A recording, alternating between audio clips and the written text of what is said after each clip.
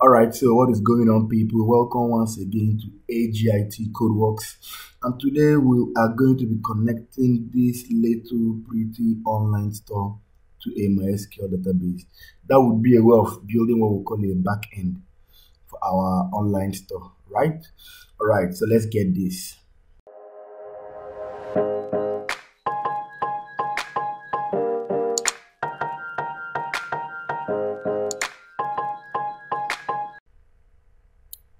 Okay, so if you look at what we have is an already built online store, but just front end. I mean, it's just a basic one. We called it Cyber Store version 2.0. So you can call it whatever you want. So in this video, we're going to be exploring how to create a MySQL database. If you're already here, I assume you've already set up XAMPP server. That means you've already set up your MySQL database environment, and so on and so forth. If you've not done that, I'll leave a link in the description which contains a video where I set up my XAMPP server, my database.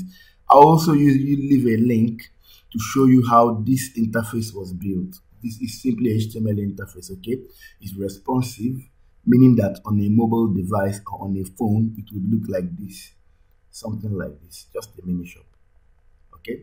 So it responds to the interface it's executed on, whether it's a tablet or a phone or a PC. So it will look like this on a mobile device, but on a PC it would look this way. That's what we call a responsive website design. I've already done an in-depth video on how to do that.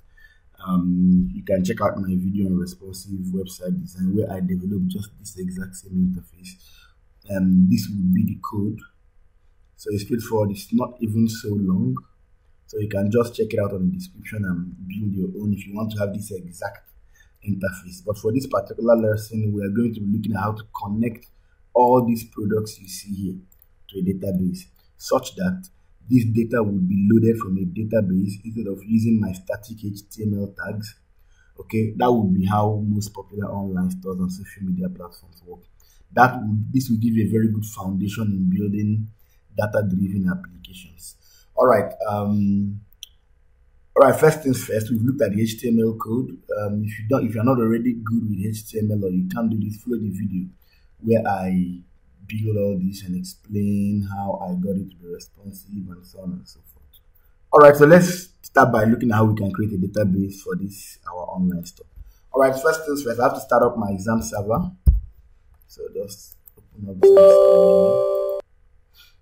Remember, you can check out my video on setting up XAMPP server where you can download yours and set it up too.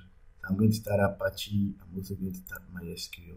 If everything works fine and you set it up the way I set up the one on my video, you will notice there will be no error here. If there was an error here, it would be a red inscription. So if you get any errors, you can just mention it on the comment section. I'll tell you exactly what to do. The popular error people usually get is missing port, port 80 being in use, and so on and so forth. So you can easily fix that. If you have that error, you can just put it down in the comment section. I'll tell you exactly what to do. All right, so I've started up my Apache and then my MySQL. So let's open up CMD so we can access our database from this interface.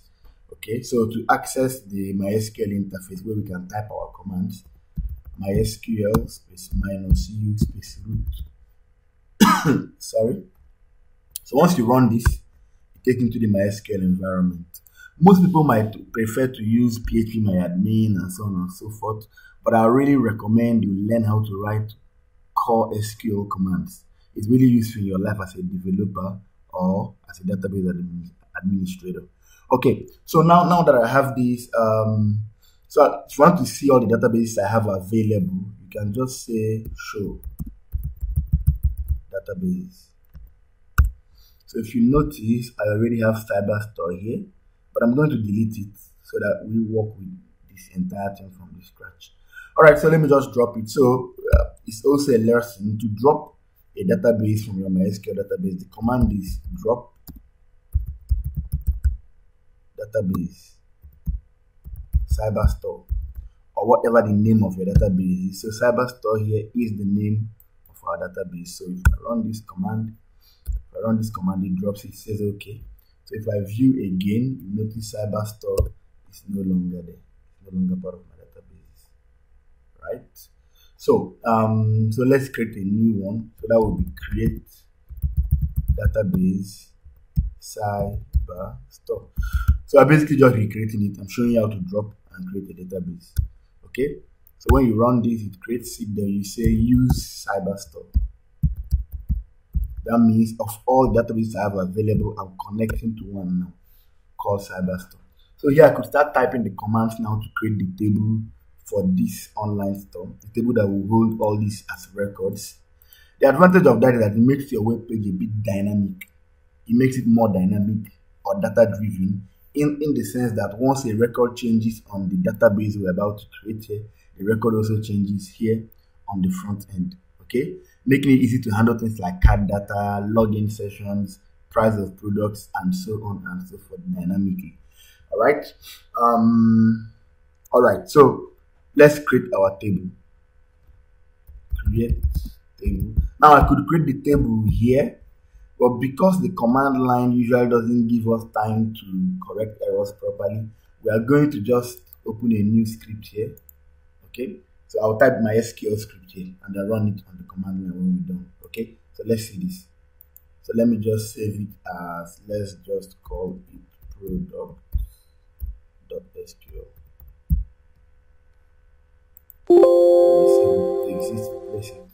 Okay, so so I'm going to type the SQL commands here. So it will be create table.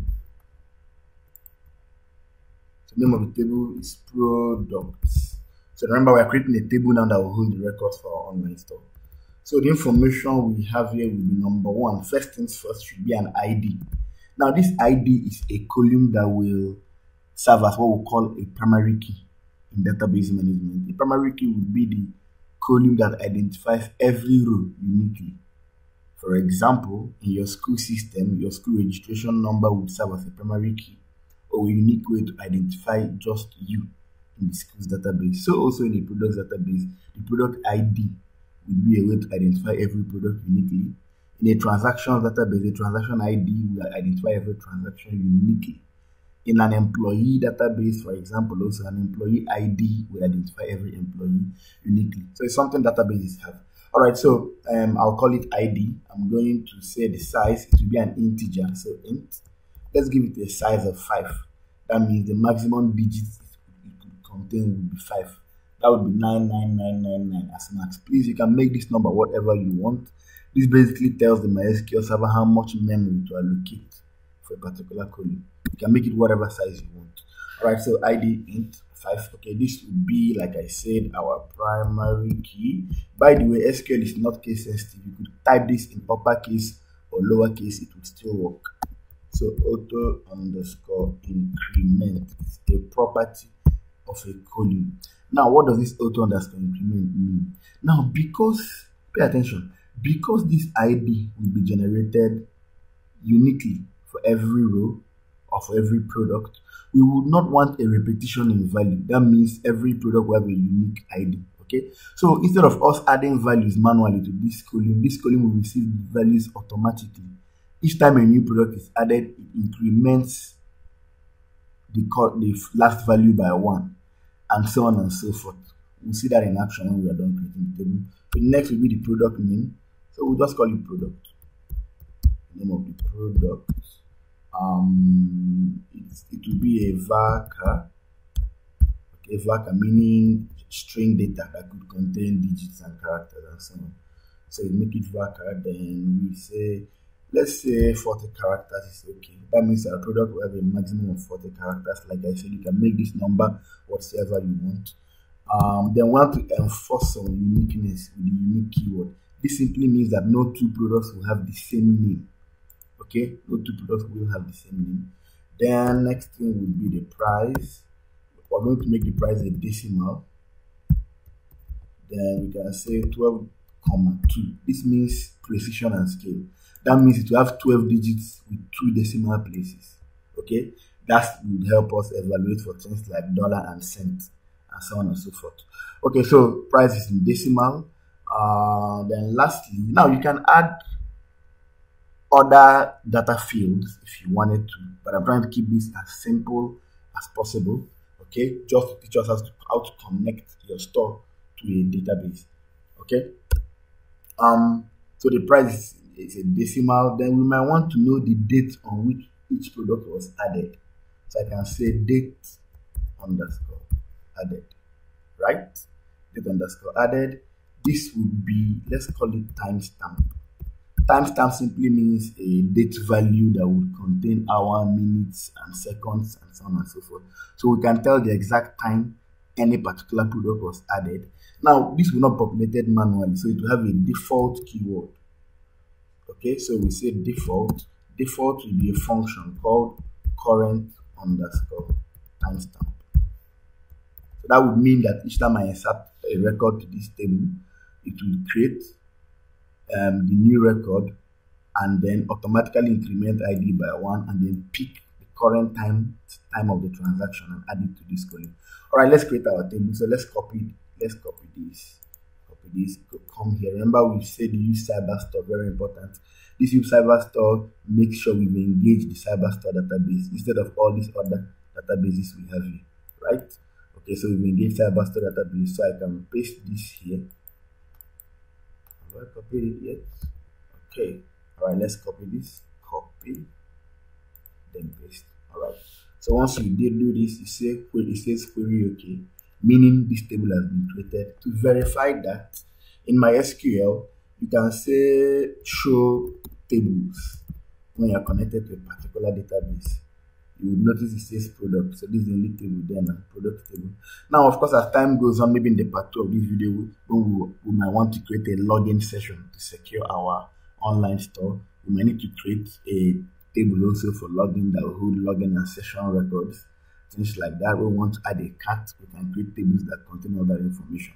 But for now, we're just seeing how to link up the database with the online store and have the product data stored from the database. All right. So we have our products here. Now let's start adding data to it. We start inserting records to it. So I'm going to insert. Let me insert this Xbox, LG TV, PlayStation 5, Edge Pavilion, Dell, Samsung M15. I'm going to insert them as records. Okay, but when we make this page dynamic, it will no longer be reading these records from the HTML body you see here. Okay, it will read them from the database. Why is that useful? So that I can centrally modify price, modify content, do some shopping transactions while the user see the change on the store real time. That's why it's important to make your application data driven or dynamic by connecting it to a database. All right, let's add the values. Okay, so here I would say insert into products. That means I'm adding information into the products table. All right. So which columns am I going to be adding something to? So I'll be adding something to. I'll be adding a product, and I'll also be adding a price. So if you chose to add other fields here, like apart from the price, and I want a description, category, and so on and so forth, you could do that. But this will pretty much give you a clear-cut idea of how to do all that. All right, so I'm inserting information into the products column and the price column. Okay. Notice I'm not adding anything for this column and this column. Why? They have default values. This implements itself automatically, while this just takes up the current time when the query was executed. All right, so we have next thing over here, the values clause. So you say values. Values would mean which values do you want to add there. So my first product, we said it was the Xbox 360. The price is going to be whatever. Let's just go with 8,500. All right. So now I could just do this and add this product, right? But I want to add all of them one by one, but in one script. Okay. So let's just add the rest. So the next one here would be the LG TV, then the PlayStation 5, LG Smart TV, right? Mm, these prices are completely fictional. Please, a comma here. The next price that would be mm, our PlayStation 5. Kind of. I'm more of a PlayStation fan than Xbox, so we'll just make it slightly more expensive. Haha. So, next thing we have here is let's say the HP Pavilion.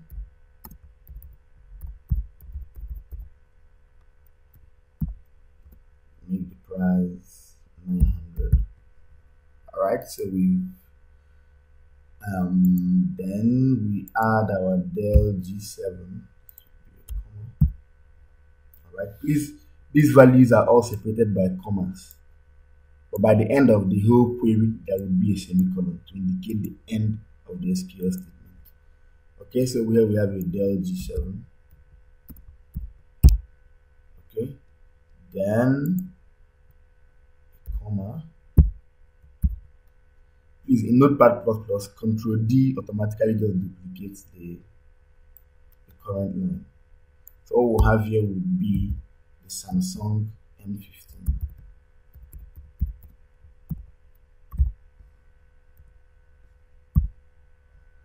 Okay, this would be $800. Alright, so since this is the last value, the end of the SQL statement, a semicolon is typed here to indicate an end of the SQL statement. So let's run this. Let us run this. I copy this and I paste it. Oh, come on, what's wrong with my copy? Copy this. Alright, so here we go. So I run this. So if it works, it means I can view my records, select asterisk. This is the most basic SQL statement you could ever learn. Select asterisk from the name of the table, products. That would mean I'm viewing my products table. So you see all the products were added. Notice this ID column is implemented automatically. Hence this auto increment value here. Okay. So it's 1, 2, 3, 4 down to 6. While this is recording the current time of this transaction. Okay. So like I said, you could add more fields, but these two are enough. If you wanted to add an extra column or something, you could easily just put the statement here. Insert into products. Two columns we are considering is product column and then the price column. Then the values would be let me just add a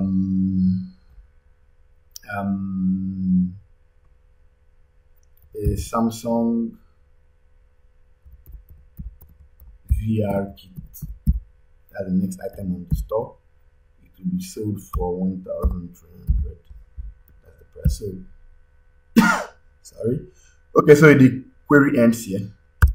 So say this is okay. So I could run this again. So up will give me my command history. If I run this, you notice Samsung VR kit has been added. Another thing we might want to talk about, since this is both a database course and an online development course, what if you want to modify some of these products? That you would use something we call an update statement. So let's say I wanted to change the price of our HP Pavilion, which is product 4, from 900 to 1,000. That would be update products set. Okay, set means which value are you setting. I'll say set product, sorry, set price, not product. Set the price to 1,000. Okay, where by the way, you can change name. Where the ID is equal to 4. What does this mean? I'm saying update products, yes. Set the price of the product to 1,000. Now, MySQL would like to know which of these products are we setting the price to 1,000. We say where ID equals to 4. That's exactly what's going on here. So where ID is 4, set the price to 1,000. Run this. Then you have the price of each pavilion changed. To verify that, we could view the table again and you would see the price of each pavilion has changed to 1000. Let's say also, for example, you wanted to delete any row. You wanted to delete a row. This is useful because most times we are likely to still going to build a product dashboard for this our online store where we can manage the product. That means add new products, modify existing prices, remove some products. So at least I wanted to remove this product 7. That would be delete from products where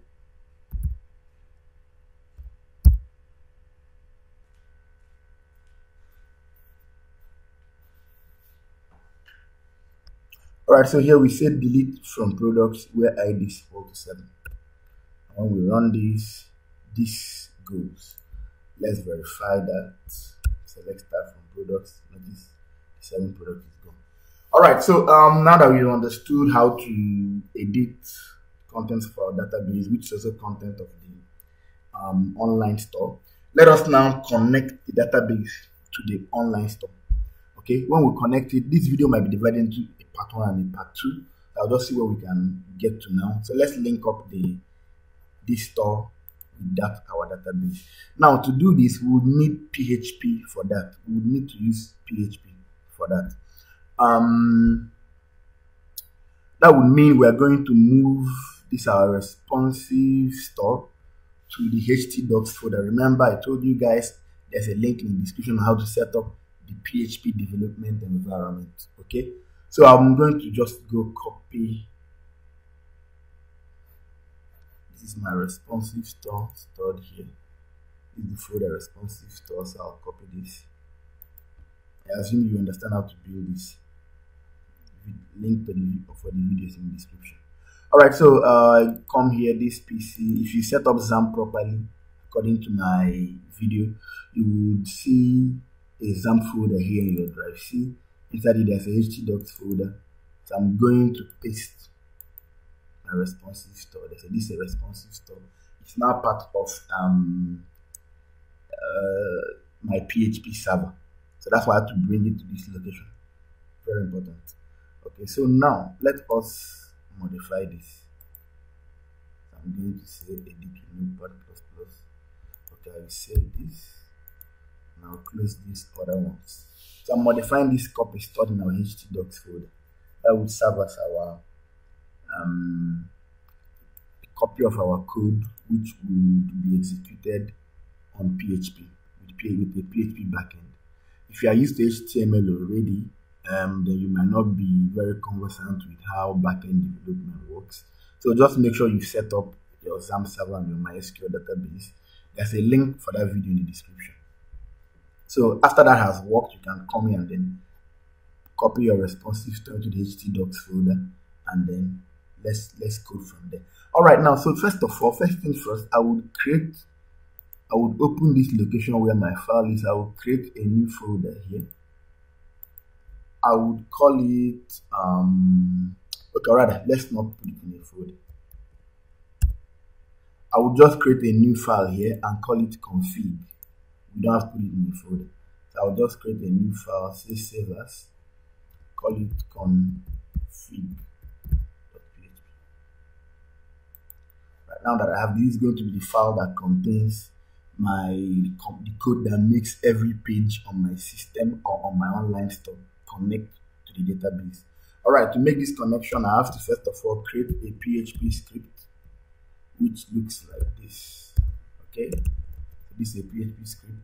So you open, close your tag, question mark, open and close, and PHP for the first one. So my PHP code goes in here. So this what PHP's job now is to run backend code. Backend code is code that executes on your server, while front-end code like HTML is one that executes on your browser, used in this case for building our user interface. So let's write some backend code. Let's connect to our MySQL database. All right, let me just add a comment, connect to MySQL database. All right, so here we go. So the PHP function connect to MySQL database is MySQLi _ connect. Okay. All right. So first of all, it requires some arguments. First one is which server it is stored on. So that will be localhost. Remember, if it's on a remote server with an IP address, you could make this the IP address. Okay. Then next is the username. The default username in MySQL is root. Okay, this is the inscription. It tells us it needs the host name, the username, the password, and the database name. Okay, so this is the root. That's the current user. That's this user connected here, the root user, right? Then we have by default in MySQL, there's a root user. So the password, we've not set up a password yet. You could do that. The password, so we leave it empty. Then the database name would be cyber store. If you remember, it should be quoted. Remember, very important. Cyber store. Remember when we created the cyber store database. So, all right. What if this connection does not work? For an array of reasons, the connection might not work. For example, database service might be wrong. Database service name might be wrong, or the username and password is wrong, or the server is completely down. So to account for that error, we add or this option here, or die. So what that function does is that it terminates the server session. Okay, what is it going to display? So let's just display error connecting to database. But let me just say connection error.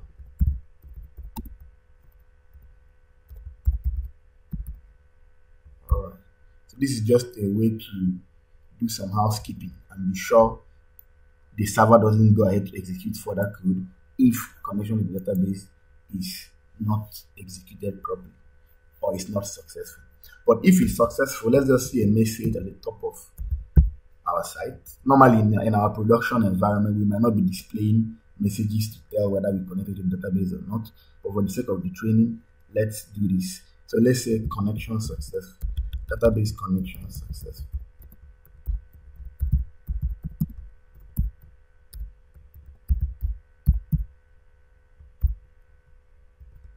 Okay, so here we go. Let's see if this page connects successfully. So now, whenever this page loads, first thing that's going to happen is now we can get rid of this, an optional part of HTML. So when this code loads, we are going to be having a PHP script at the top. PHP. Okay, so before this interface is even loaded, some backend code there will execute here. So what are we going to do? We say include. I'll tell you what the include function does shortly. So include is a function in PHP. So include config.php. Alright. What this include does that all this code here, this code right now, will be executed here. The reason we have to have config in a separate file is that we might want to do this for every page in our online store to make sure a user doesn't get into a page with the database disconnected from the app, from the web application. So that's why we put it in a separate file. So we can include this code with the include function, meaning include this code here, right here. All right. When this now works, is when the interface loads. Otherwise, you get the error, connection error. All right. So let's run this. So to execute this on XAMPP server, I would right-click mini shop here, copy full file path to clipboard, go to my browser. This is the regular HTML file. Let's run the one on our PHP server. Control V. Then from htdocs here backwards, change it to local host. Okay. So you can run this. So this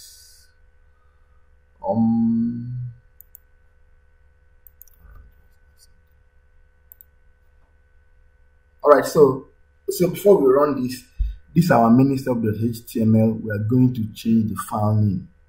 Okay, let us change the file name because it has now become a PHP app. So instead of minishop.html, let's just rename it index.php, making it the first page in the PHP application. Of course, you can still name it responsive store.php, but index is usually the first default page loaded by a PHP application. Backup files. Alright, so let's take note. We have the CSS JavaScript products folder, config.php, index.php, and then the SQL script we wrote. All right, let's now run this. Let's run this. All right, click here, edit with notepad once more. Right, click here and say full file path to clipboard. Then you get here, you open a new tab, paste it. Then from htdocs backwards, change it to local host. All right, bam, here we go. We say database connection successful. That means that the database is linked up successfully with this store. For the sake of demonstration, what if for some reason the server is down? Let me stop my MySQL server. Remember, this is my MySQL service. Okay, I stopped it. XAMPP server comes pre-built, compiled with Apache MySQL files, Lemurry, and Tomcat. So my database is down. For a simulation purpose, let's refresh this page. So it's refreshing. Okay, it's taking time. It's really trying to get a connection. Now it does not get a connection. So you see connection error with a warning message. MySQL connect error. No connection could be made because the target machine actively refused it. So this is my database service is down. And by the way, this is the same environment you would set up after building your store and want to take it online to the cloud. You will still set up a MySQL database also and an Apache web server, but this time in the cloud, or simply put on the internet. That's where you can now have a URL or a domain name where everybody can access your store. More on that later. Okay. So I start back my MySQL database, and then of course your guess is as good as mine. Database connection successful. All right, this is the part one of this video. Because of the length of the video, we are going to build a part 2 tutorial. We're going to do a part 2 video tutorial on how to actually now read these records from this database directly. The moment we achieve that, our store becomes dynamic, because I could just modify the records here without needing to come and modify the HTML, building it here. Okay, that's what we call developing dynamic web applications using MySQL and PHP. Alright, so in the next video, that is the part 2 of this video, we are going to be linking up this Xbox, LGTV, PlayStation. They are going to be read from a database now. They are going to be stored in the database, read from the database. And then later on, we are still going to be putting a bit of security on this store, like a login page, and so on and so forth. Alright, until the next tutorial, please don't forget to hit the subscribe button and notification bell so that you can you'll be notified once I drop the next video, the part 2 of this. So, if the video was useful, please hit a thumbs button, and then any error message you have or any confusion, you can leave a comment on the comment section below, and I will respond to you promptly. Okay, do have a wonderful rest of the day, and please subscribe to the channel. Have a wonderful day.